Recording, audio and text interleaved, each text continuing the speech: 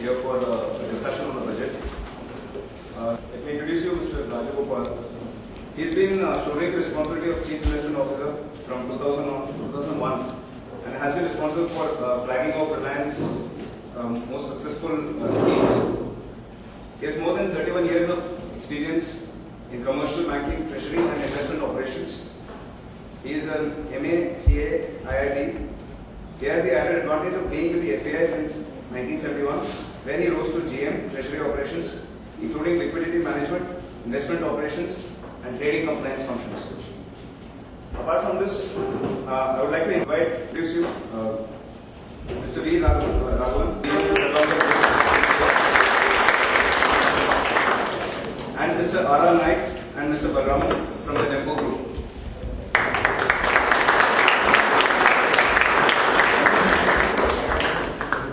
I invite Mr. Rajagopal to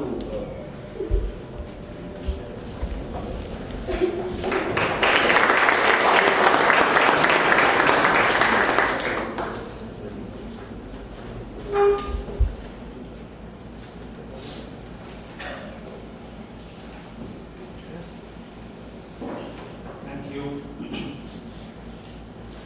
for this very warm welcome.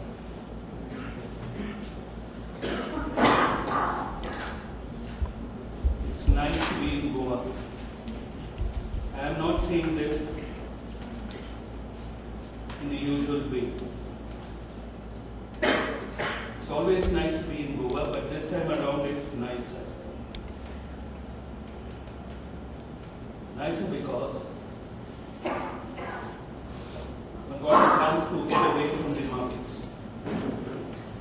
Goa is warm, but the markets have been hotter. And I bet most fund managers,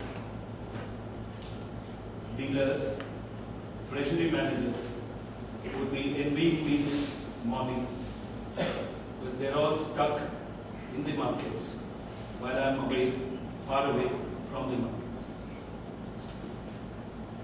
Believe me, it's been one hell of a hectic week, and it spilled over to yesterday. That's Monday of this week.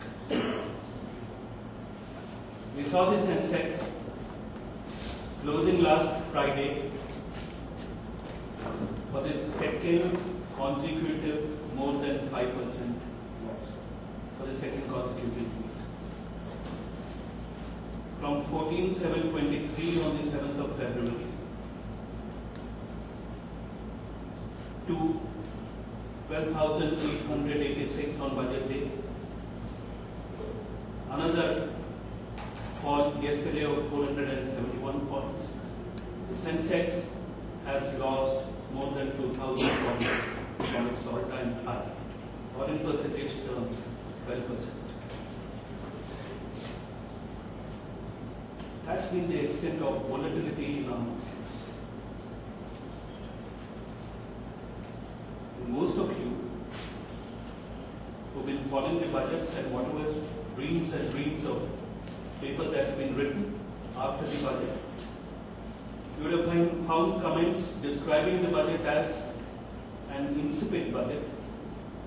In fact, there was one analyst or expert on TV who was trying to draw a very fine line between innocuous and insipid. You had the budget described by the business standard as a 50-50 budget. You had another headline in the newspaper which said menu without spice. Ladies and gentlemen, if 541 points fall on budget day, 471 points fall yesterday, a 12% fall from its peak is menu without spice, then just imagine what a little dash of spice would do to the markets. That's how hectic it's been. And now I hope you'll understand why I'm so happy to be in Goa.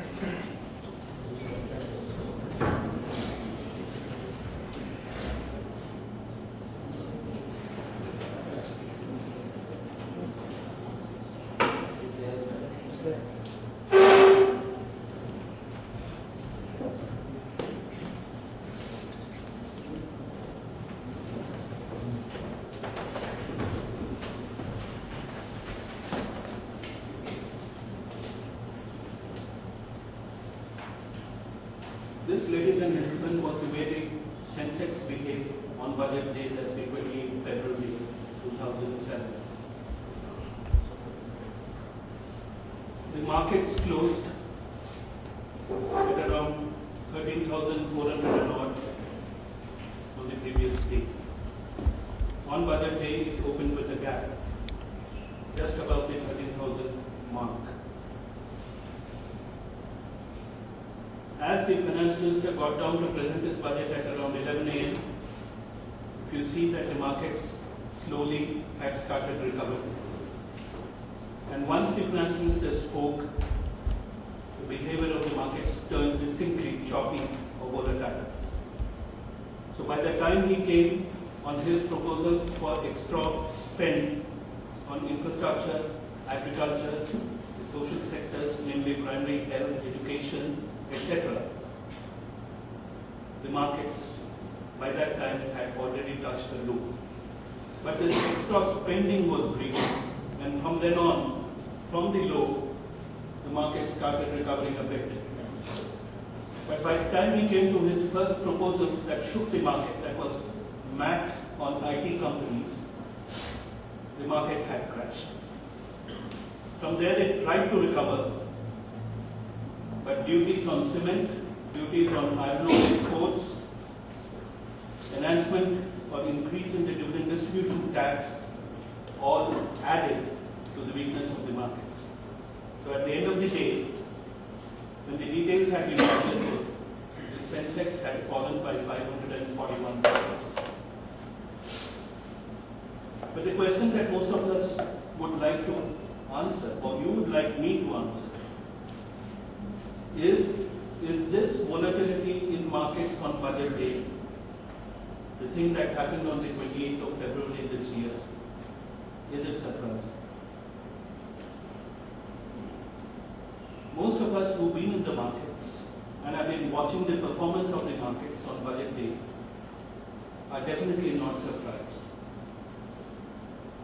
Budget volatility, market volatility on budget day has now become a given. All of us understand that on budget day there is going to be volatility. I'll just very quickly give you some figures. 98.99 on budget day, the Sensex high was 3,823. The low was 3,640. The difference of 183 points. 2001, 2001, high 5903, low 5384, difference 520 points. 2001, 2002, 4264, 4056, difference 208.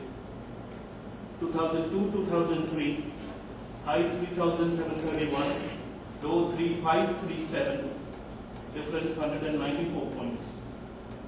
2003, 2004, 3,317 high, 3,270 low, a gap of 47. 2004, 2005, high of 5,004, low of 4,809, a gap of 196 points. And this is Mr. Jaswant Singh's second budget, not the interim budget. And in 2005, 2006, high of 10,423, a low of 10,206, a gap of 217 points. So if you look at it from this context, volatility on budget day is a given, and 541 points has been seen before.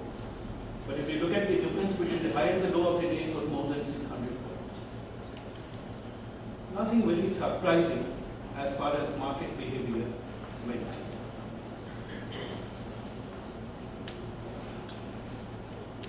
But if you look at something else, it's going to be more interesting. On the 28th of February, which was our budget day, let's have a quick glance at Asian markets. I include Australia in this group. Australia closed 2.7% down. China closed almost 4% up. But please remember, on the 27th of February, the Shanghai markets had plunged by 8.8%, which triggered a meltdown across India.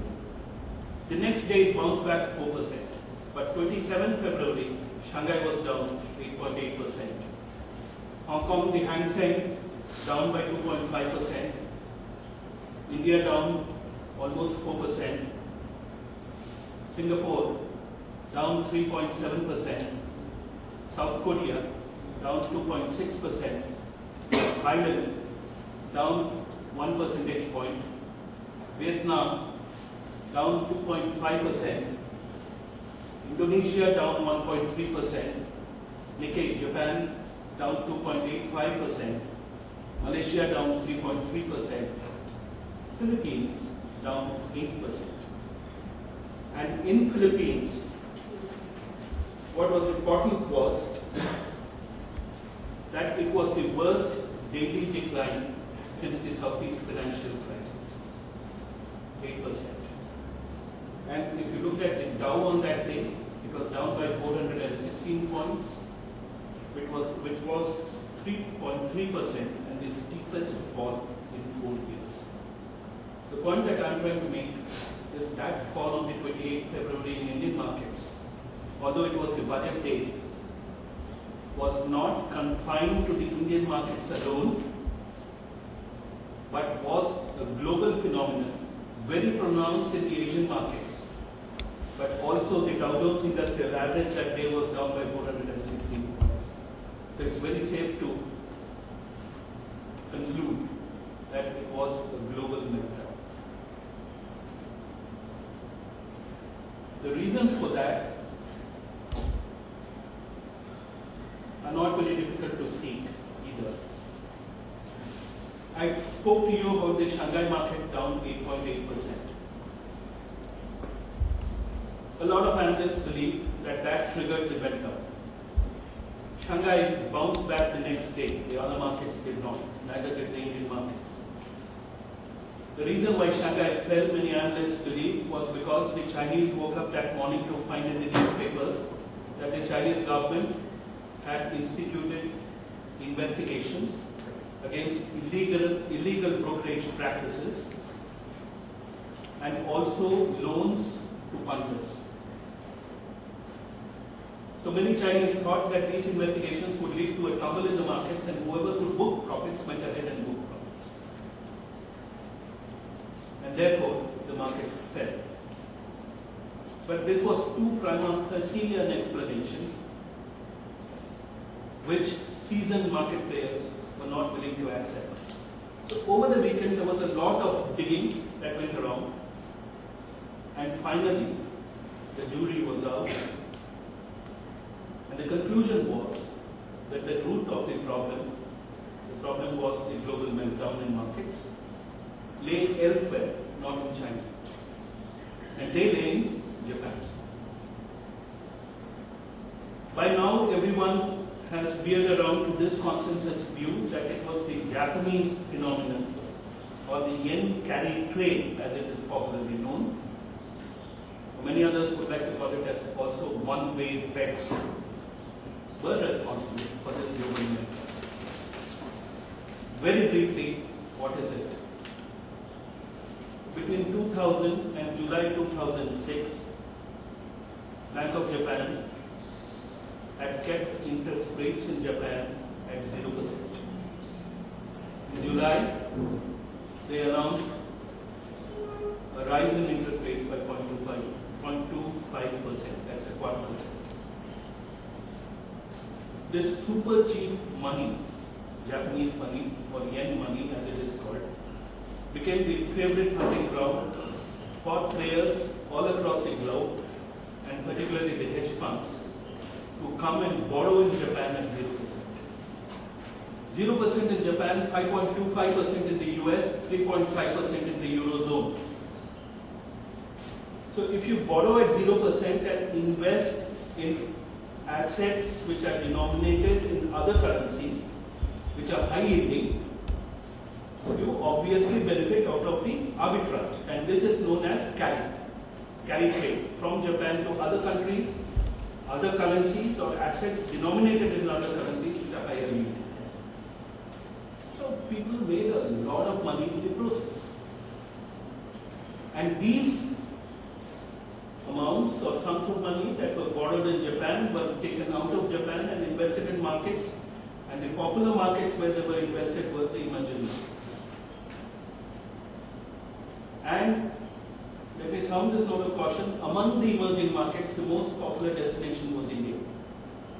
If you look at the FII flows or portfolio flows that have happened in India, India received the maximum FII flows over the last year. It's been receiving in excess of $10 billion in 2005 and 2006. So this cheap money that was borrowed from Japan was being used to invest in emerging markets, and those fueled the prices of assets in those emerging markets. So when Shanghai sent tremors across the globe, the worry that started right across the globe was that the hedge funds would start exiting.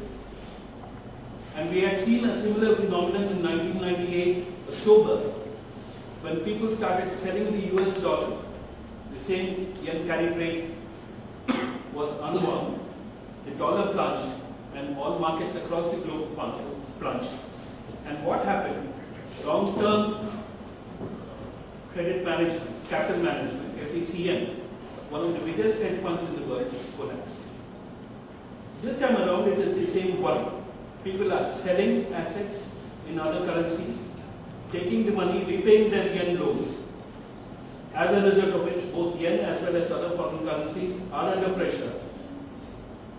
More particularly, currencies like the New Zealand dollar, which yielded very high yields, are under pressure. And in the process, equity markets across. So this, ladies and gentlemen, has been the more important reason why Indian markets have dipped 12% from their all-time peak of 14,723 as on the 7th of February.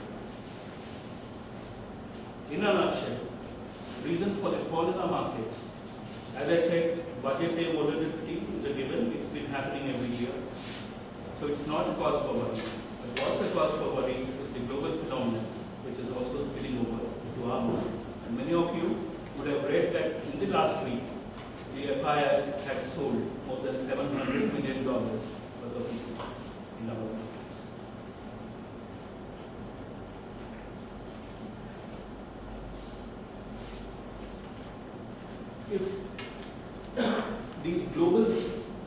If this global phenomenon of the yen carry trade is the reason for the collapse in the markets, then why at all do we look at our budget? If volatility on budget day is a given, should we at all devote so much of time in discussing the impact of the budget on the Indian markets? Is it necessary? If the reasons are global, and there is volatility every year on budget day, should we discuss the impact of the budget at all on Indian markets? What do you feel? I have some answers. Yes, sir. The budget can have a long-term impact, whereas this global can have a short-term impact.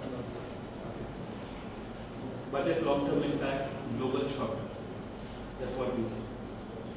Any other input? There was imposition of 25% tax on profits from dividends. Yeah.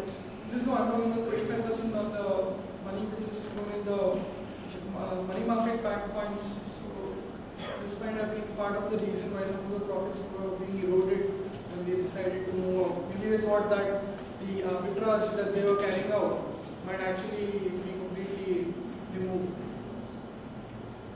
So you feel that's an impact of the money process? Yeah, in future they will not try to go for something like this because the rates can be increasing. Who will not go for this? The government? No, the people who are trying to work on the arbitrage, that is borrowing from the Japanese market and trying to lend. May I say just one thing at this point of time? I'm a trader and a fund manager. I've been one for quite some time. And so many of us are tried in the markets. and we all do believe that arbitrage is a birthright. It's sort of a fundamental right. I cannot function in markets if there is no arbitrage of money. Where there is none, I would try to see. If it's not within my boundaries, I go across the boundaries and see. But arbitrage is the right one. Okay? Any other reason, please? But it's not about markets, is it? It's much more than that. It's about the path that the economy should take. It's very interesting. But then market is just a reflection of how well an economy is doing. I'll come to an answer for that very shortly. But there's an answer. Budget is not about markets, but budget influences. And budget is very, very integral to markets. Okay. In India particularly, the budget is a very important event. It's an annual event. Over the years, there's been a lot of debate whether the budget should be assigned the importance that it is assigned in India. But please do remember that until very recently, government finances, that is the deficit, was more than 10% of GDP. Today it's at 3.7%. So since government finances played such a big part in GDP, and if you take the budget as only a statement of finances of the government, the importance of that on markets was important. Second, today the budget has become more than just a statement of finances of the government, state of affairs on the fiscal health of the government. Today the budget document is a comprehensive strategy document. It points to the directions in which the country is headed. And the minute you talk about development and growth and the economy, the markets again come into the picture. And I'll come to the reason why. And finally, the point that you make, significant changes in taxes affect corporate performance. Also affect the income levels of individuals. And when both these get impacted, it has a spillover effect on not only savings but also on investments. And hence the markets get affected. I think there's no dispute as far as these three reasons are concerned, and therefore it does make a lot of sense, even at this juncture when global phenomena as well as volatility on a budget day have been ascribed as reasons for market. Okay?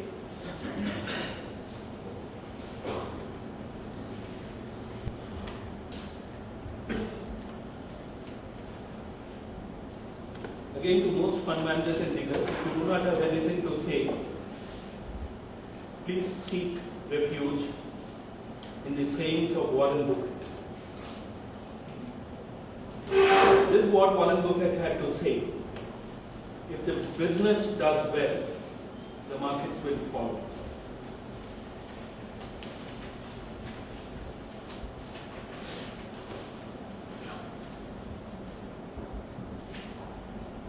By business, what do we mean? That answers your question to an extent. What after all are markets or the performance of markets? The markets reflect the performance of the economy and the performance of corporates. They get reflected in market behavior. The economy and corporate together form what Buffett calls business. So if the business does well, the markets fall. So if the Indian economy does well, corporate India does well, market behavior is bound to. To that extent, budget being a comprehensive document on development strategy becomes very important because it shows the direction in which the economy is headed and the performance of the economy. Taxation, which forms such a critical role as far as corporate bottom lines are concerned or corporate performance is concerned, reflects the performance of corporates. Together, they reflect the performance of the corporates.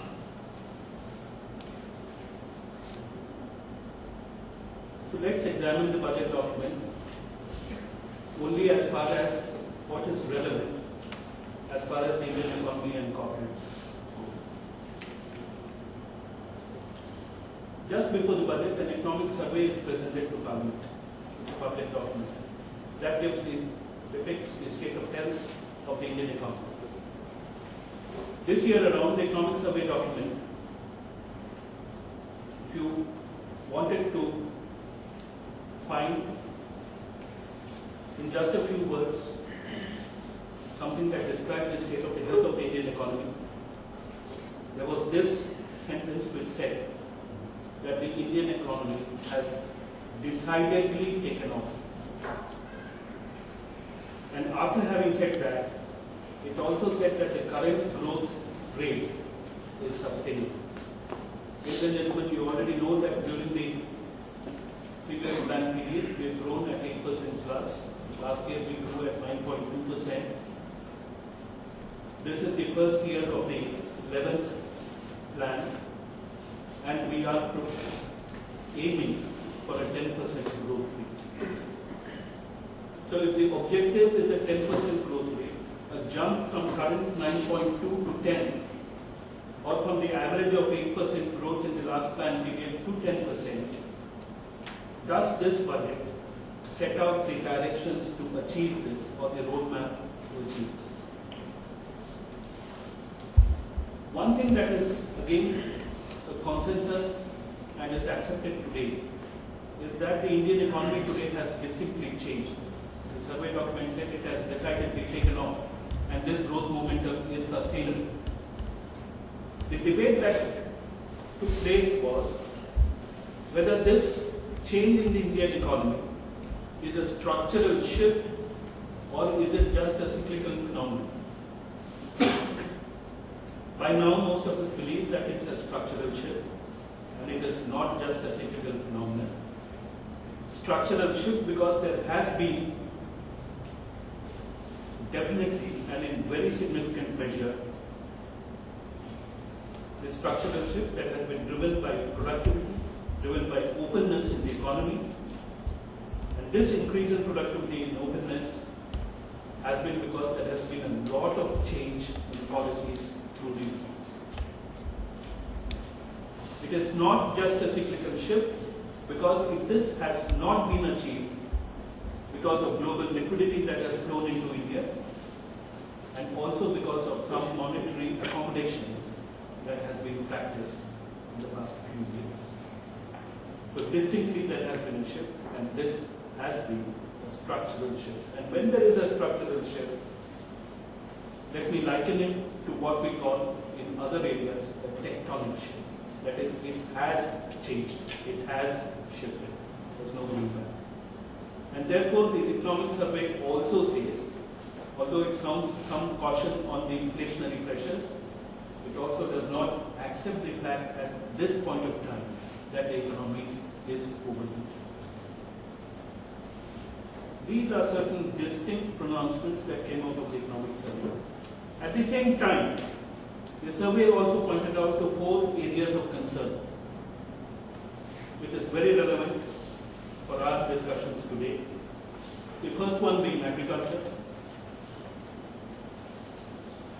State of agriculture in the country is poor. Performance has been poor with 2.5% average annual growth rate, nothing to boast of. Finance Minister has gone on record that we need at least 4% growth rate in agriculture. We have to ensure that 8% GDP growth is sustainable. And if agriculture grows at 6%, that itself will add 1 full percentage point to GDP growth. To that extent, agriculture has become critical to our economy. Apart from the fact that more than 155 million farm families still depend on agriculture for their livelihood. However, we've seen that in the last 7 years, 2000 to 2011, a 7% decline in agriculture's contribution to GDP. Today it's 18%. People like me who are sufficiently old can recall the fact that agriculture contributed more than 50% of our GDP not very long ago. But even in 2000, it contributed to the extent of 25%. Today, it's 18%. If you compare it with the average growth rate of between 90 to 95, it was 4.6%. For a decade, it was 3.5%. Today we are at 2.5%. So what's very evident is it's steadily declining. So naturally, agriculture has become the first focus, or in the areas of concern, it is the number one concern. Poor performance is due to poor investments, poor post-value, post-harvest value addition, poor use of fertilizers, and very poor incentives that are being offered to farmers. That's what the survey notes. Next area of concern is inflation. The government attributes it to the supply side. This is very closely connected to agriculture. If agricultural production is declining, if its contribution to GDP is declining, if food grain production is flat, obviously you have supply side constraints. And this has to be addressed. Next area of concern is inclusive growth. Inclusive is a very catch-all phrase. It can embrace anything and everything. What it means is unemployment has to be brought down and rural development has to be. This is exactly what the economic survey means by inclusive growth. And finally, the survey points to the need for increasing the effectiveness of government spending. How will they do it? Budget addresses, and we examine it with regard to the relevant points. So let's therefore now go to the budget proper. In terms of direction, it has a long-term growth focus. It aims to strengthen the core pillars of the Indian economy, namely infrastructure, agriculture, public health, and education. It proposes equitable growth with participation, what we call inclusive growth, mainly from the rural and agricultural sector. Hence, it proposes to increase planned expenditure, at the same time contain non-planned expenditure. Proposes to continue to adhere to FRBM limits.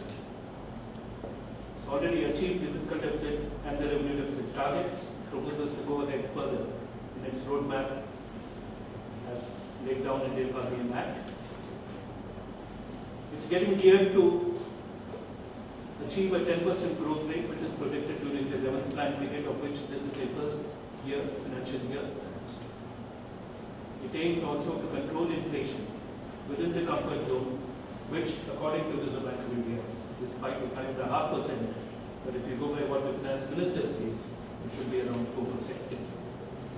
The key steps that have been taken to ensure this or achieve this is increased outlay, Bharat Nirman up by 32%, education up by 34%, health up by 22%. Up means proposed expenditure or outlays on this have been increased to this extent. There has been substantial provision in the budget for employment schemes, urban renewal, scheduled caste, scheduled tribes, welfare, minorities and women. There has been substantial focus on agriculture. We've already alluded to this. But it comes by way of increased outlays, enhancing irrigation, enhancing fertilizer subsidies, investments in training, insurance, subsidizing loans, agricultural credit, increase in that, increase in cooperative credit sector. Farm credit is proposed to be raised to 2.25 trillion rupees, and it aims to add 5 million new farmers as beneficiaries of farm credit. It ups the ante through the Bharat Nirman for rural development through power projects, road projects, oil exploration, textiles and tourism. It also proposes an innovative means of financing infrastructure. The proposal is to dip into forex reserves, which at a very comfortable $190 billion plus dollars, and to make a beginning. Although figures have not been specified, most believe that about $5 billion will be the beginning, which will be rooted to infrastructure investments. anticipates robust growth.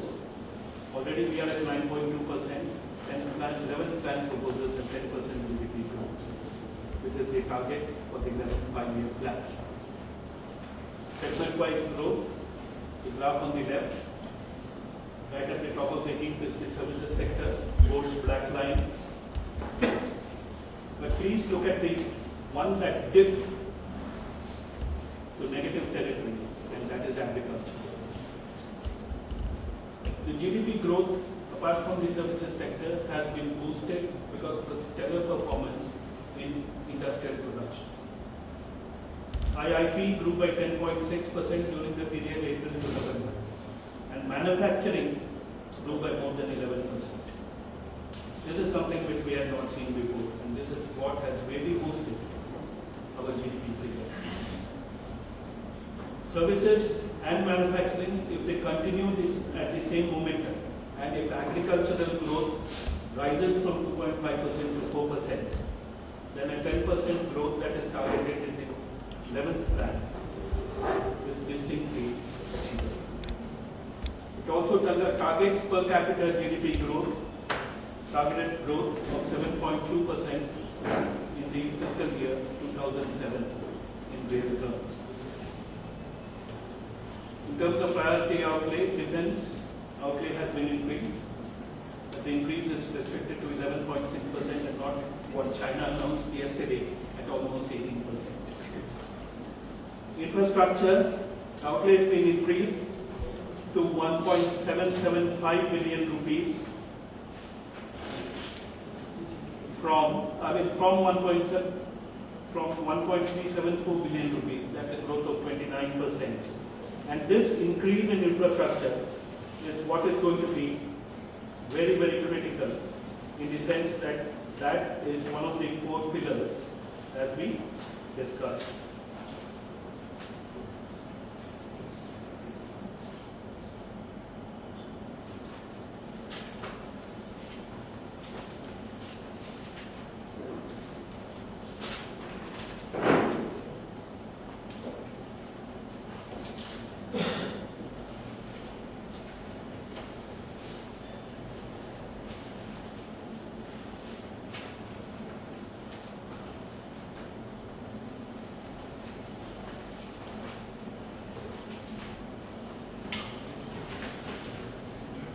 I'll dwell briefly on infrastructure and agriculture because these were the first two concerns that were voiced in the economic survey. Continuous investment in infrastructure over the last few years has led to an 8.3% growth, at least in the 6 core sectors that are crucial to infrastructure development. Now, in this budget, investments in infrastructure are proposed to be increased by 29%. It comes in the form of an increased outlay as far as the Bharat Nirman program goes, up by 38% as we noted. And then we have this rural infrastructure development fund where the outlay is increased by 20%. Both put together will contribute to this growth in infrastructure that we have seen, which is already at about 8.3%. Now, how far this will have a direct correlation to GDP growth is for us to wait and see. But if there is any evidence that we can go by, take the leap out of today, it does point to the fact that infrastructure development has aided economic growth. There's no two opinions on that. So overall, the Prime Minister has gone on record saying over the next 5 years we need an investment of at least $320 billion at the rate of $60 billion at least every year to be pumped into infrastructure. The 11th plan document lays down the figures in concrete terms. It envisages infrastructure expenditure at 14,900 billion rupees spread over the period of 5 years. Obviously, the outlay is a huge outlay, and the government has to resort to innovative means of financing, where the beginning has been made in this budget to dip into forex reserves. Next, we come to agriculture. We briefly dwelt on that. The main of Indian agriculture is still 60% is rain-fed agriculture dependent on monsoons. They have not learned how to use improved quality of seeds or balanced use of fertilizers as yet. And then any deficit in monsoon, and we've seen it happening in the recent past in 2002, 2004 and 2006. Now this has led, as I mentioned, to flat food grain production, which has affected the supply side. And once the supply side has been affected, then it has caused inflationary pressures in the economy. So therefore, agriculture assumes very important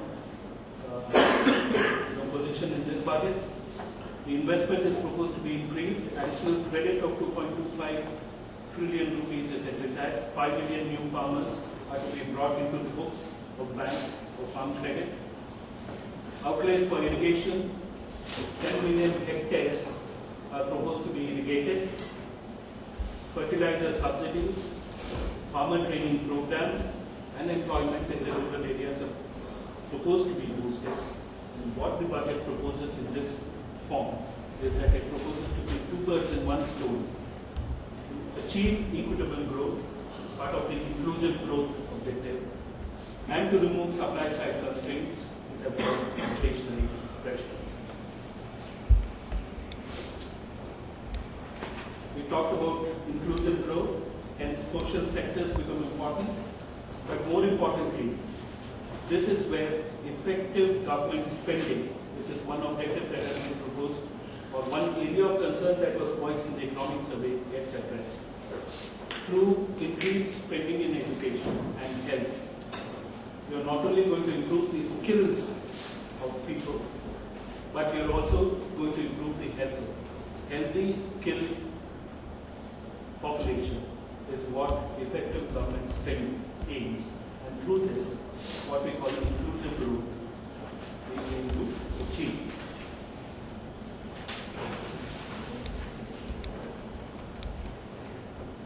If the directions, if the outlays that have been proposed in the budget are in consonance with the areas of concern that were voiced in the economic survey, then we know that whatever measures have been proposed in this budget are in the right direction. They aim to address the concerns. At the same time, the health of the government or the economy is also important, and that is what these few slides propose to point out. Both fiscal and revenue targets set under the FRBM have been achieved. Fiscal deficit at 3.3%, down from 3.7%. 3.7%. It proposes to reduce fiscal deficit to 3.3%, and revenue deficit from 2.1 to 1.5. Non-planned expenditure, there are proposals to curtail or contain them. Growth in market volumes at 1.09 trillion rupees is a manageable borrowing program and will not cause any severe impact on the bond markets. Budget also proposes to plug revenue leakages or where revenue had been foregone till today. MAT on companies, already most of you are aware of the IT companies. Section 81B benefits to real estate not extended to companies which are subcontractors. Section 81A benefits restricted to subcontractors in construction. Reduction of exemption from 40% to 20% on special reserves for NBFCs. At the same time, the budget also granted new SOPs. Section 81A benefits to natural gas distribution. 5-year income tax holiday on 2 to 4-star hotels and convention sectors in Delhi. Deduction under Section 80C increased by rupees 10,000. So we have measures where revenue which had been foregone is now being returned. But don't you think that is, I don't know. To me, I thought it was very discriminatory. 5-year income tax holiday only to national capital region. They only have the Commonwealth Games in mind. Yeah, And this is an incentive to get people to invest in only in one particular place. one particular place, one particular place. Which seems apparently discriminatory. I agree to that extent, but the objective is to get more rooms. Subsidies as a percentage of GDP, the subsidy subsidy burden is flat at 543 billion rupees against 535 billion earlier. The ratio remains in the range of 1.2% to 1.5%. The impact budgetary allocation is constant despite steady GDP growth. That means subsidies in a way are being contained at the level at where they are. This augurs well for the fiscal deficit story. The budget aims to curb inflation by reducing the customs duty and excise on a series of products. Its improved or enhanced trust in agriculture is aimed to reduce supply side constraints. It's incentivizing rapid growth in housing finance because along with supply side constraints, credit buoyancy, particularly to the capital markets and to the real estate sector, the RBI has pointed out have been reasons for inflation. So I've been reading again and again that the main cause of inflation is the supply side constraint basically on the agriculture sector, on agriculture commodities. But I've been following the price of some of the main agriculture commodities from December to February. And I've noticed that the price of wheat, rice, sugar and some pulses have been falling since December until February. And during this time the inflation has rose till 6.7%. So not even consistent. Okay. Seasonal fall in the prices of primary agricultural commodities is a phenomenon in this country, and during winter normally it falls. However, what's happened is with food grain production remaining flat, and for a variety of other reasons, supply has not been able to meet demand. That's why the prices of pulses have soared to 60 weeks. Inflation figures that have come out week after week, primarily food grains have been the biggest contributors. And if you take an annual average, they account for almost 9%, more than 9% as far as inflation. Even manufacturing is only at 5.5%.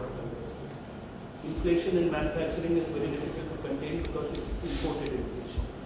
Cost of inputs, which you import, add particularly metals, they add to inflation.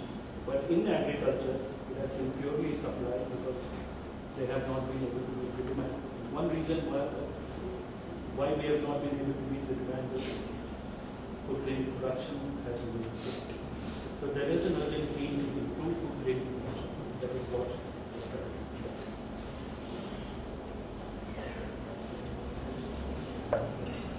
However, we do believe that there could have been more in this budget, more in the means of direct measures which would have curbed inflation. Interest rates, we talk about credit buoyancy. Because of credit, interest rates have risen over a period of time. And to curb credit is the next stage. We've seen lower government borrowing. Lower government borrowing program means less pressure on interest rates. We've seen deposit raising by banks becoming easier, which would, thanks to the dividend distribution tax that has been imposed on mutual funds, that will strengthen the resources side of banks, and hence liquidity constraints which go up against interest rates will not be there.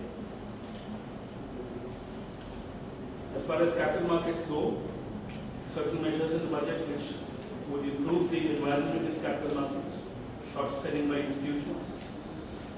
The other measure, dividend distribution tax for companies and mutual funds, which have been increased to 25%. Most market players believe it's a retrograde step. Service charge imposed on AMCs and portfolio management services is also a disincentive as far as market players are concerned. However, no change in STT, short or long-term capital gains, has been welcomed by the markets. Therefore, our view as far as the markets are concerned, the long-term view on equity markets continues to remain bullish. However, markets could consolidate in terms of price and churn with time in the near term. We're already seeing it happen. Today, the markets have bounced back by more than 250 points in the morning.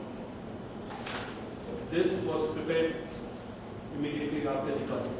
But we were very sure at that point of time that in the near term, markets would consolidate, both in terms of price as well as in terms of time. The long-term India growth story remains intact. with both the GDP growth and corporate profit growth on a strong trajectory. And if you please recall, performance of the economy and performance of corporates is what is performance of the markets. Any significant correction in the markets, we believe, will provide an excellent entry point for investors who have missed out. A lot of investors got out of the markets at 10,000 Sensex levels.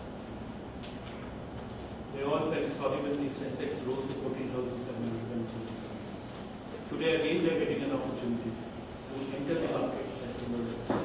Therefore, take advantage of what they had missed out.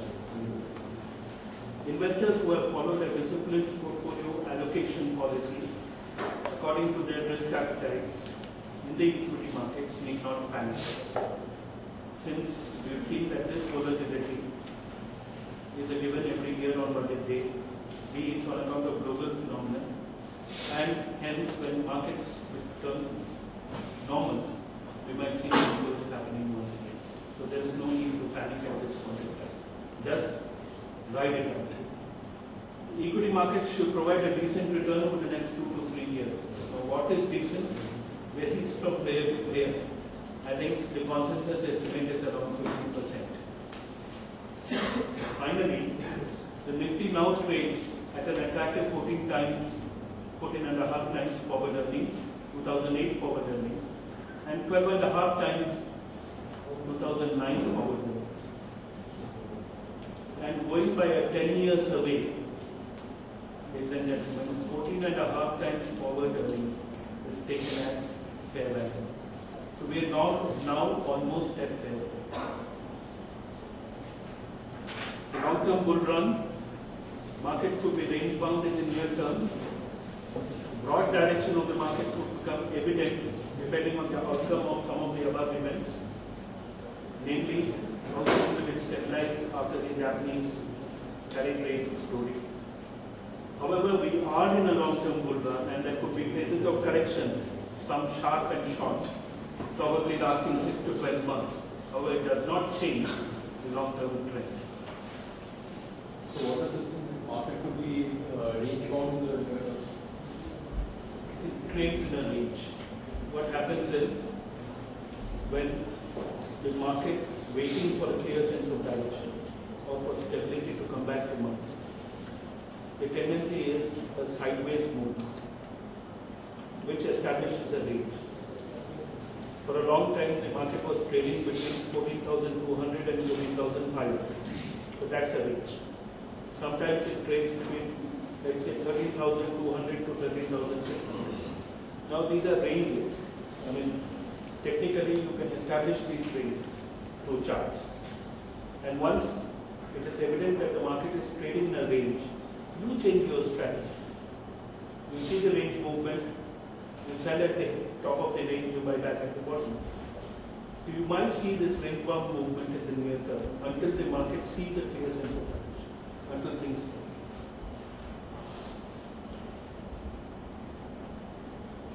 However, we might see some sharp and short volatility. If you look at the figures given below, this is the behavior of the Nikkei.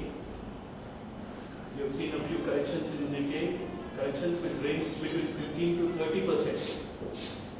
So therefore, such corrections may continue to happen in these markets. However, the long-term trend is very clear, and that's a good. Our investment theme, therefore, conservation of capital and margin of safety are going to be our mantras in these uncertain terms. Margin of safety because the markets will be volatile. And whatever be the short-term gains, we shall not participate in momentum stocks, even if it leads to short-term underperformance as far as the fund is concerned. The sectors of our choice, banking, infrastructure and technology and discipline classes, industrials that are part of capex and ongoing consumption, steel and steel pipes, contract research and pharma.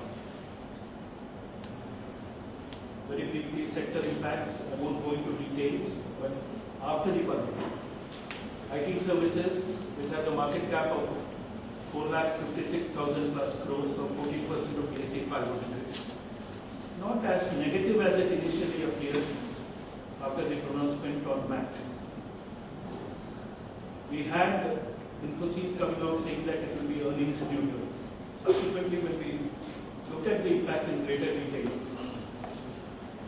most of the IT companies proposed to create a deferred tax asset against which they could set off future taxes, thus creating minimal impact on reported earnings. That is why we had Nandan Nilekani that same evening and Bala of Infosys saying that it will be earnings. FAT also, the finance minister has gone on record saying that the companies will have to meet it, will have to wait and see what happens. Banking, we believe it's largely positive. Bank deposits have become more attractive. Increase in dividend distribution tax on mutual funds have made bank deposits more attractive than what they are. Lower effective tax rates for banks, with a deduction for special reserves, maximum up to 20% of profit before tax, which has been extended to banks. And for development financial institutions, tax rates are likely to increase. They will go up as deduction for special reserves under section 36(1), that is reduced to 20% from 40% earlier. 4 to 6% impact on earnings. Oil and gas, mildly positive. Reduction in excise duty on petrol and diesel to 6% will lower under recovery for oil marketing companies. Consumers, positive. Excise duty on cigarettes hiked by 5%. Market was expecting at 12%. So therefore, when it was 5%, it was treated and the ITC share price went up immediately. Abolition of excise duty of 8% on biscuits. Reduction of customs duty on edible oils, reduction in customs duty on key raw materials, titanium dioxide, single largest amounting to 1/3 of total import cost in the paints industry, reduction in duty on food processing, machinery, efforts to boost rural incomes. So consumers, positive. Mining and metals, I don't have to dwell on it, you know better because you're in Goa and you know how much the iron ore industry is affected. Cement, we already know what's happened. Negative. Construction, negative again because of 81A benefits accruing to companies who implement infrastructure projects. But companies who are subcontractors will not. Textiles, it's neutral. Extension of TUM schemes may possibly improve the prospects of a few companies like Lakshmi Machine Works, but by and large, textiles but it's been neutral. Real estate is negative, and this is what the RBI has always been after in this budget, whatever proposals are there. In this sector, negative. So mutual funds, difference of distribution tax is a negative. The arbitrage opportunity that one had investing in mutual funds because of tax benefits, tax was at 22%, and for individuals 14%. Now that with the increase in dividend distribution tax to 25%, that arbitrage window has shrunk. But there is still an arbitrage opportunity of 11.92%, which corporates can take advantage of. As far as the fixed income markets go, 2006 again was very volatile. The 10-year benchmark government security yield rose from a low of 7.35 to a high of 8.40%, currently around 7.98. Inflation up from 3.70 to April 06 to touch 6.73 in February 07. RBI hiked the CRR by 100 basis points, the repo rate by 100 basis points, and the reverse repo rate by 50 basis points. Liquidity tightened in the second half. Overnight rate shot up to double-digit figures, which was not seen for quite a long time. 1 year certificates of deposit rates rose from 7.25% to 10.75% last week. Deposits in the banking system have been growing. Non-food credit also at the same time. But one small thing that I want to bring to you is the economic survey attributed credit growth, world credit, along with supply side constraints and money supply as three culprits creating inflationary pressures. Everyone went to town saying credit's been growing at a fantastic rate of 30% plus, whereas bank deposits were growing only at the rate of 16 to 18%. So there was a mismatch between asset and liability. But if you look at the figures that the economic survey has pointed out, credit growth on a year-to-year basis, Jan to Jan last year, Jan to Jan this year. Jan to Jan last year was 26.6%, Jan to Jan this year has been 26.9%. Marginal 0.3% expansion in growth. However, if you look at the money supply figures, it was 15.6% Jan to Jan last year. That's shot up to 21.1% this Jan to Jan. So if you look at the actual culprits, supply side constraints and money supply. And we know that money supply is increased in the system. Again, because of what we've been touting as the India growth story, a young working age population which is willing to spend. It's earning more, saving more, spending more. It's liquidity that has come from across the borders and has got invested into our markets, giving those phenomenal returns, which in turn has again attracted inflows. That has been the reason why money circulation has been building up. Therefore, we come back to the old debate: is there a trade-off between inflation and growth? If the trade-off is growth, if the trade-off is 10% growth targeted in the 11th plan, and inflation at 6 to 7%, ladies and gentlemen, I place it before the House whether we are comfortable with 6 to 7%. Again, people of my age have seen inflation in high double digits.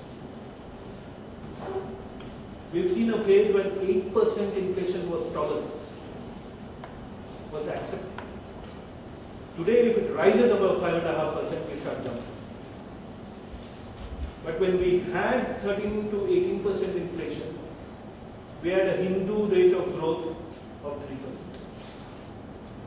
Today, we have an inflation of 6.5%, around that. We have a growth of 9.2%. For you to listen.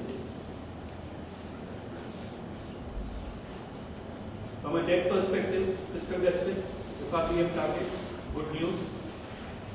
Market borrowings, lower market borrowings, again good news. One thing to remember, lower market borrowings by the government means lower government security paper available in the markets. So supply of government securities to the markets is going to be restricted. Normally what happens, if the supply is choked, prices of government securities because of trading tend to go up and the yields tend to come down. Get my point? When prices of bonds go up, yields come down. So we might see that phenomenon. However, like in everything, there's a caveat. Like cigarette smoking is injurious to health. Most banks have SLRs at 25 to 26%, just above what is required. Unless there is a compulsion to buy for SLR purposes, most banks need not buy government. They might buy only what is necessary for trade. But what will happen to the banks who are holding a lot of government securities? The banks that are holding a lot of government securities either continue to hold, or if they need liquidity, they have to sell them. At loss. Not necessarily. I mean, they can buy their time and sell. So we're going to see a very interesting phase of the markets, and let's see how it pans out as we go forward.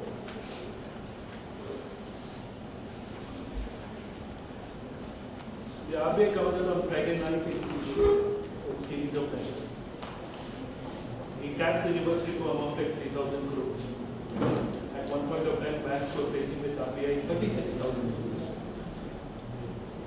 Now, if you cap it at 3,000 crores, the excess money with the banks has to come into the market. And once liquidity is improved in the market, interest rates come down. The market rates come down. At the same time, too much of liquidity in the system is bad. So we simultaneously announced a new market stabilization scheme with an increase from 100 billion rupees to 800 billion. That means every single rupee of excess liquidity in the system is going to be sucked out by the Reserve Bank. So less liquidity in the system, there's going to be less inflationary pressures. So RBI's objective is still single-minded. It wants to control inflation.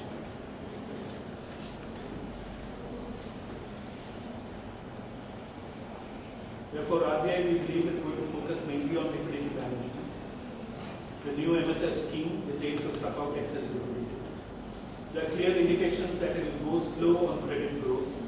Provisioning for real estate exposure and capital market exposures has increased, which is a penalty to the banks indirectly and discourages banks from lending to these sectors.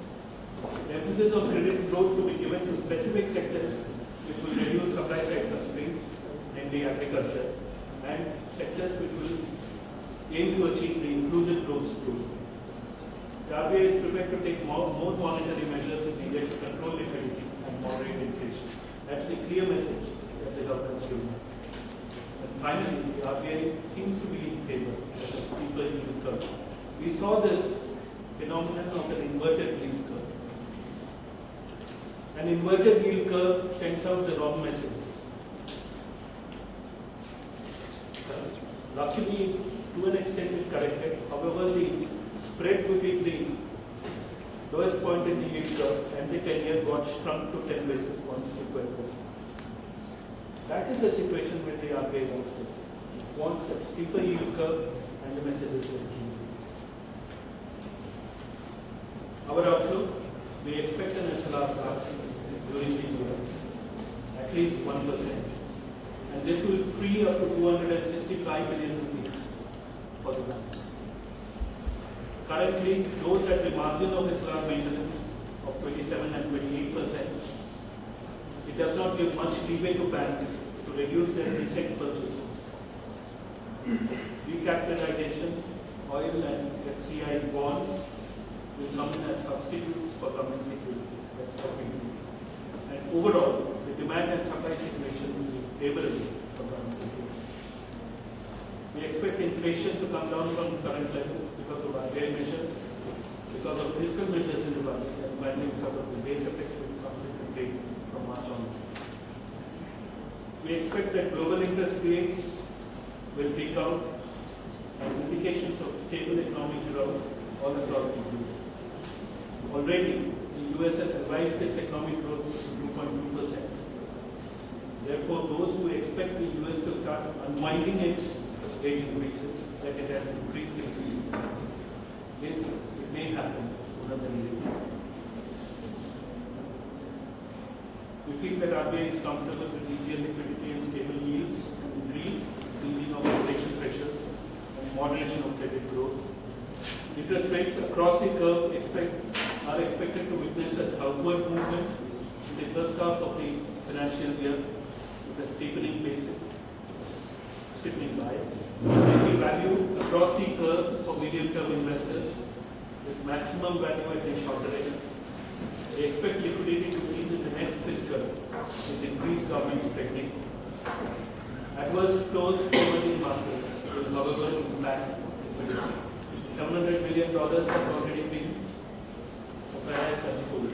If this phenomenon of trading continues, we might see liquidity shrinking. But that suits the RBI plan. That suits inflation control. Our strategy, therefore, in the fixed income markets, liquidity is expected to be volatile in March this month. Investors should not compromise on short-term liquidity. We still believe liquid and floating rate funds should be used currently to optimize results. Medium-term liquidity should be used to elongate portfolio maturity by investors. And those with a higher risk appetite and an investment horizon of more than a year look at medium to long-term funds. Investors without any appetite for volatility can consider to be in safe havens as a fixed maturity plan. Finally, I leave behind this for you to mull over and answer for. Very interesting observation, not from an economist, but from a literary. Ralph Waldo Emerson, known for his literature, said this long ago.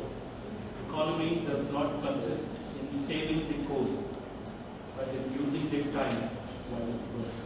Thank you so very much for very patiently.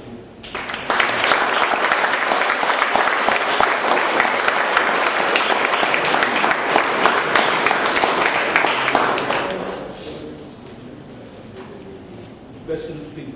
Please fire all directions and whatever you want. I have two questions. One, I want to know the impact of short selling allowed to the institutional investors on the market. And second, I was not very clear about the effect of VAT on the IT sector. First, it was said that the bottom line would be affected. After 2 days, it was said that due to some direction, that they would be allowed. It won't have much effect on the bottom line of IT commission. Take your first question first. Short selling to institutional investors allowed. This has been a demand of market players, for quite some time, almost more than a decade. Now, if you have only a long-only market, it's a unidirectional. But if you have a market which permits you to short sell, it enables better price discovery. It enables, there are situations in the market where people take advantage of the positions. So if you're not allowed to short sell and you're only long, you're boxed into positions from where you can't exit. If you want to exit, you have to exit at a loss. At the same time, the market regulator does not allow you to have an opposite position. That's a short sell risk. So in a way, your market strategy is limited to only one direction. This gives you much more scope. This gives you advantage this gives you a means to take advantage of a different situation in the markets, where you can gain by short selling. Here you can gain only unidirectionally, only by buying and selling when the price goes up. But if you believe that at 10.75 today is the best, or at 7.98 or 8% the 10 year is at its highest, let me sell today and buy back when the yield drops. Buy back when the yield goes higher and the price is lower. They will do it. That is what short selling has in it. So is short selling allowed in the global market? Yes. So won't it add to the volatility in the market? No, it will not add. No. Don't you think only buying adds to the volatility? Similarly, short selling will also contribute to it. The market is at a high and I want to take advantage. I sell at the week and buy back when it's low. Today you are allowing me to buy at low levels and sell at high. Allow me to use the other direction. Your next question was back on IT companies, right?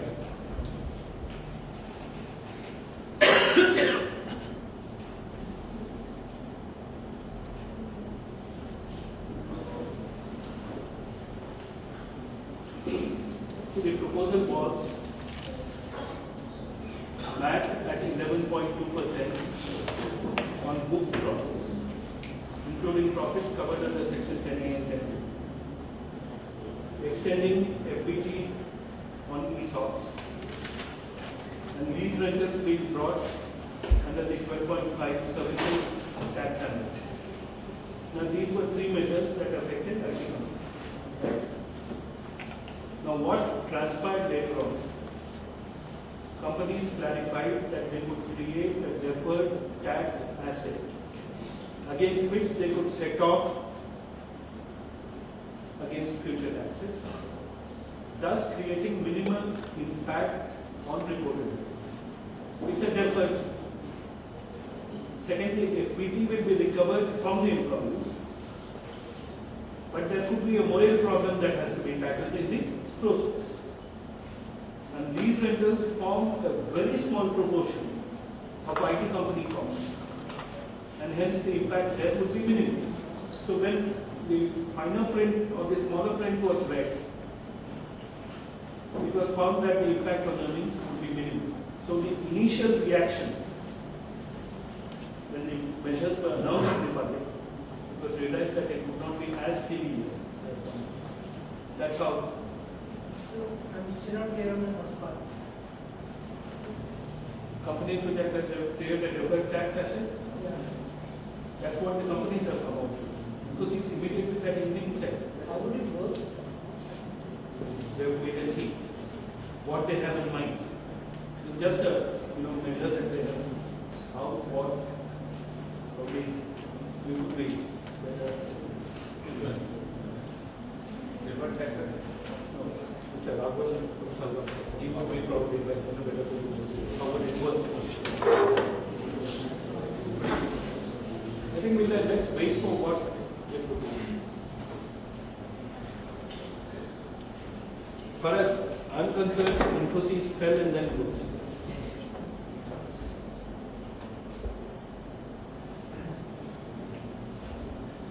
There was a proposal in the budget wherein the government planned to acquire 7% of shares in SBI. 40,000 crores. Yeah. And my logic says that as a result, the share price of SBI fell, right? Should have been. Yeah, but then fell by 4%. And this was not across banking sector. ICICI grew by 5%, SBI fell by 4%. Individual stock behavior, we don't know. So, but then, But if you look at, the government is buying out the reserve banks. Okay. So that's in the over excess here. As long as it is held by the reserve bank, there is no way things like increase in the FII limit for SBI stocks can go.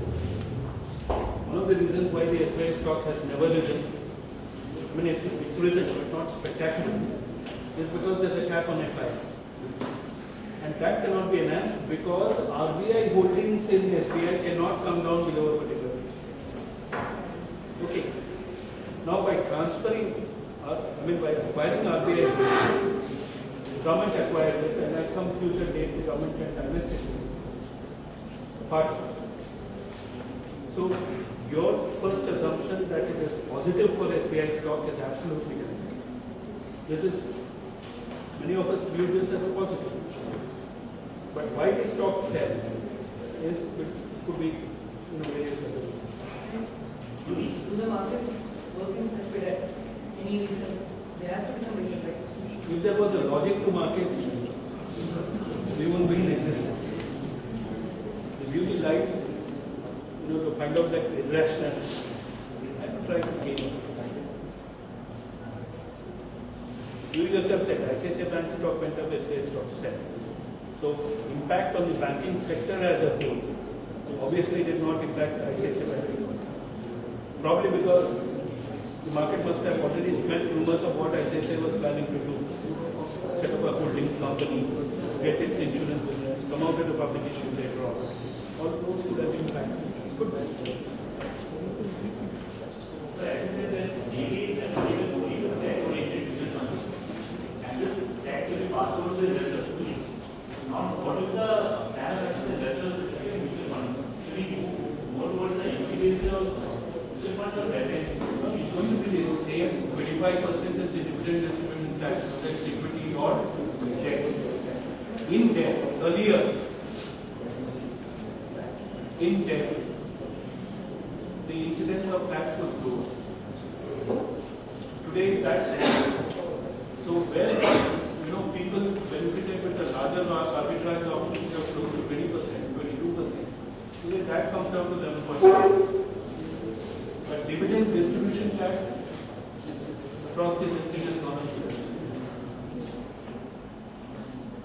So you stated that when fund managers are not very sure about what to say, they go back to a statement used by Warren Buffett that if businesses do well, markets will automatically follow.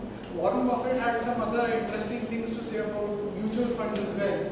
He used a statement to explain what happens, or one way of indicating when economies are overheating. He said, track the number of mutual funds and other funds which come into play. When they increase, you can be rest assured that in due time, markets will overheat and we'll have a crash. What do you have to say about that? So we are referring to the US mutual funds.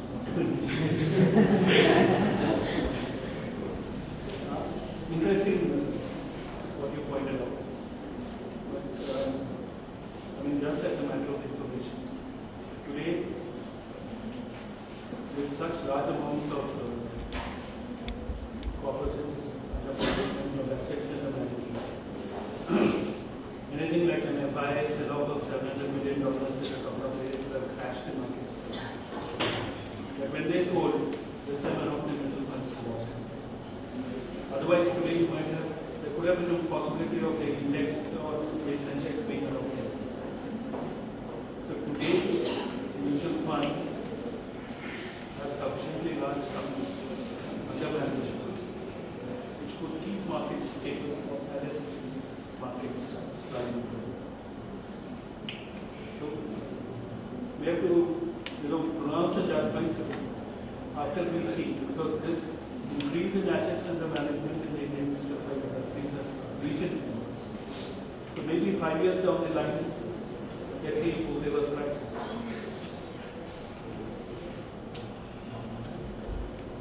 So the excise duty imposed on cement, is there a correlation between that? Has it been enforced to again the real estate? I think that is happening. What would be the logic behind the Logic is because cement prices have been shooting up every month. Second, cement markets have become now regional. There is no all-India price. Wherever there is a demand-supply gap, the cement industry just raises the prices. The all-India average per bag of cement now also with 202 rupees. But it sells at even 220 rupees in many places. It sells at 190 rupees in the state. There's no doubt that increase in prices of cement, increases in price of steel have all led to possibly fuel the real estate boom. India Reserve Bank always been advocating real estate, commercial real estate and capital markets. These were two areas which are doing. Even today we believe that there are certain pockets in the economy that are. So, first it was a request. They agreed to holding the price line, they went back and raised the price. This is something which, whereas yesterday the cement manufacturers had agreed to bring down. Now, cement and steel become very important in the overall infrastructure. So, taking a whole holistic sort of crucial role it plays in infrastructure, crucial role it plays in real estate. Making its intentions very clear and they want prior to this crash, like in the past, sorry? Prior to this crash in the market, there was a sharp rise in the banking sector in anticipation of a higher call rate. Can you explain how the market perceives the effect of call rate on the banking? How the market perceives? The effect of call rate on the banking sector. Call rate on the banking sector. There was a spike in call rates. They had gone beyond double digits. Anticipated higher, but it was anticipated to go higher. Well, that I won't know because the reason why call rates shot up was that there was a liquidity crunch in the markets. Now this happens at particular times in the year, at the time when there is an advanced cash out. Suddenly you have 15,000 plus crores going out of the system, coming back into the system after a lag. So in that period, overnight rates shoot up. Now banks, what is the call rate? Call rate is the rate at which banks borrow money from each other.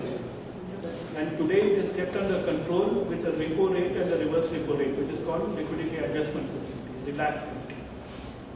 Now if it busts the LAF rate and goes to 10%, 12%, 14% and even 20%, it means that there is a severe shortage of money in the real estate.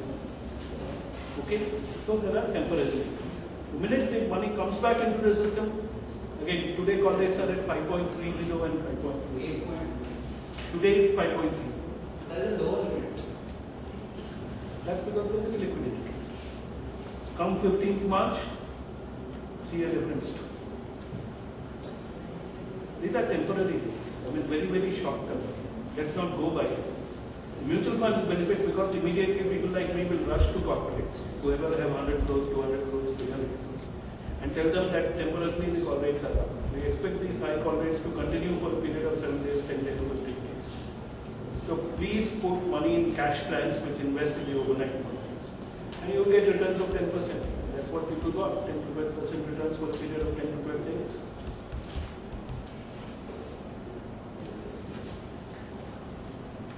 There was also a talk about education cess that was reduced to 1% education cess.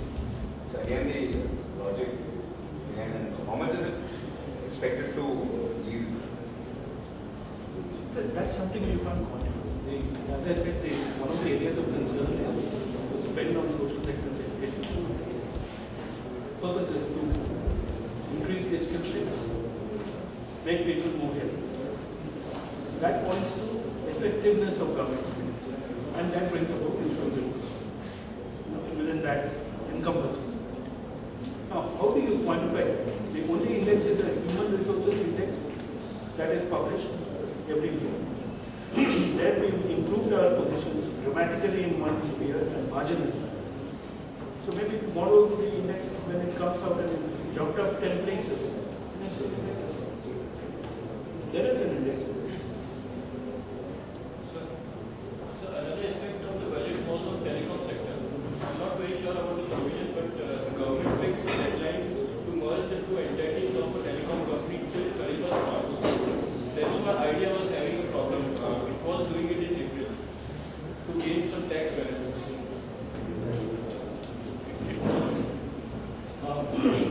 I don't know the details, to be honest with you. But as far as the budget goes, it has been positive for telecom and the telecom stocks. But when this comes into play and what impact will it have, we'll have to wait.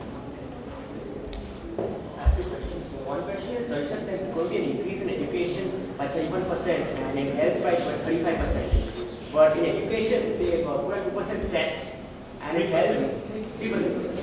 And another one is in health, they're only using 7% of, 3% of what the budgeted health amount they have right now. The US regulation is approximately 7%.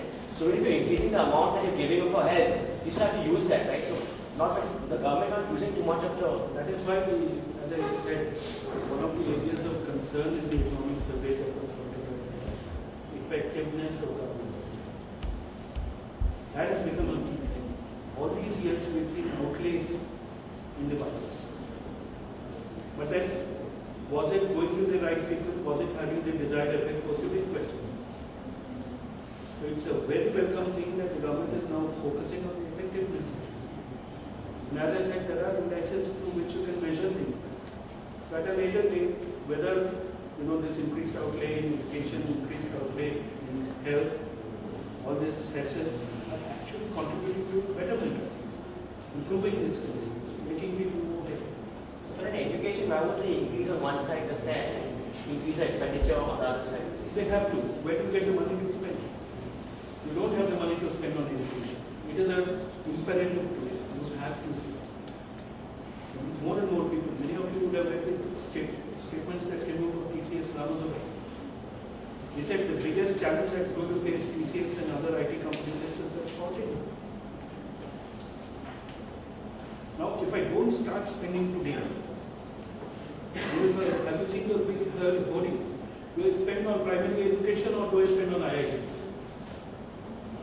But the problem is I have to spend, otherwise I lack people. So let's take it in the right spirit. Let's take it that it's a serious area. The economic survey is concentrated. The budget's provided an outlay, although it's increased access by 1%. We recognize the problem, we want to address it today itself so that tomorrow it doesn't go to that. So, but how do we measure the effectiveness of government spending? Have certain values been identified to make people accountable?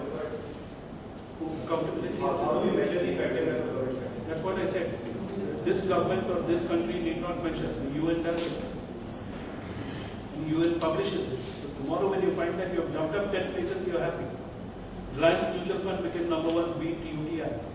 Very happy. Tomorrow if you overtake the United States of America, which was like us beating UTI, the whole country, the whole world. So the FRDM, you said that they're going to come with, it's going to become 0% by 2009, right? For the state and the central. But there was an argument saying that by staying to those limits, your impending growth, like the growth rate might sort of reduce because of keeping those limits. And you don't need to keep those limits because the states and the central is already doing a good job there. There was a debate about this some time ago, and people projected it as a fight between Moti Singh and Rajagoapal. The fact means FRDM was set a couple of years ago. And FRDM for this finance minister is sick. Last year he was accused of completely bottling up government expenditure to achieve the FRDM targets. But he wanted to. This year he achieved it because of tax policies, etc., etc. There are a lot of people who are still doubting the figures because they say GDP has grown so fast that automatically the fiscal deficit as a percentage of GDP has come down. Now you always have doubting promises. But let's grant him the credit that is due to him for the first time in these last 3 years. Discipline and adherence to certain, numbers that have been laid down as a roadmap. Six-pay commission That might upset it, but I think they will have interest. Because six-pay commission is a big trade. So what's the basic fundamental question? You said the manufacturing sector is growing by 10%, right? And manufacturing is 11+, industrial production is 10.6. The exporting close to expense is 13.5%. So it's very well known that manufacturing directly depends on agriculture. So how is it that manufacturing is growing at 10 and agriculture only at 2.5? And if it is the case, why is this discrepancy not reflected in the market? Which precisely means that the market is the assumption that manufacturing is entirely dependent on agriculture. That scenario. Earlier, the linkage, India was primarily an agrarian economy, more than 50% contribution to GDP. So anything that impacted the Indian economy had to impact. I mean, anything impacting agriculture is impacting. Manufacturing today has grown variety. Fat order books, capex, imports, which can be used to make products which are further exported. In the process, you make so much of money that you go outside your boundaries, borders, and buy companies because you have instant capex added, instant capacities added.